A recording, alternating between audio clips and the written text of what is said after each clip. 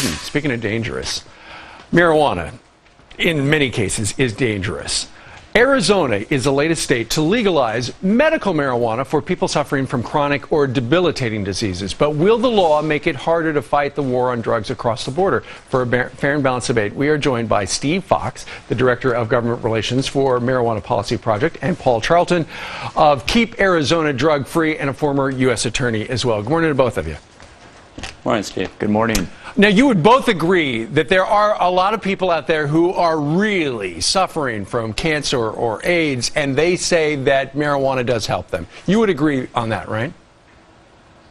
I agree that there are people who genuinely believe that smoking marijuana benefits them in some way. Okay. Now, it's the people who are able to get around the rules, though, and they're not really that sick, or, you know, they convince somebody else to give them some stuff, and that's what the argument is, Paul, going forward, is how do you keep it out of the hands who it does not belong to, right?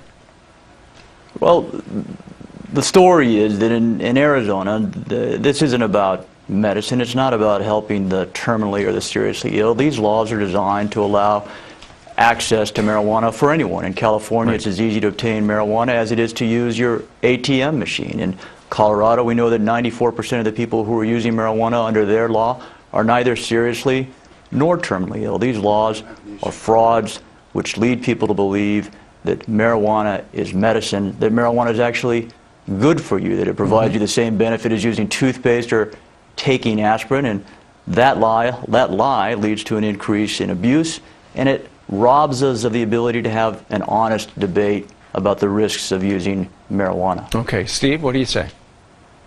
Well, that's a dramatic overstatement of the situation. Of course, the California law was the first law to be enacted, and it was a short law, 2 pages without a lot of detail. But the law we just enacted in Arizona was a 24-page law with many regulations built in, many safeguards, specific conditions that people must have. Right. And it's more analogous to New Mexico, which only has 2,000 patients and does have chronic pain as one of the conditions, and there only 33% of patients have chronic pain. But Steve, one of the problems, and we've talked about this on this program, is that there are some people who are able to convince some of the medical dispensaries of medical marijuana out there in California that they're really in bad shape, when in fact we both know they're not, and that's the peril.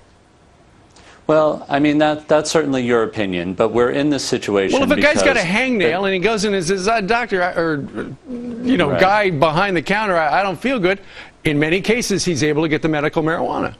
Right. Well, that may be the case in California, but that may be a slight exaggeration. But the truth is we're here because the federal government has blocked research on medical marijuana for decades, and because of that, medical marijuana has come into play. And we'd be happy to have the federal government stop blocking research and have it go through the regular process. Well, but they're not blocking research. The DEA is allowing research. They're specifically allowing access to marijuana in California.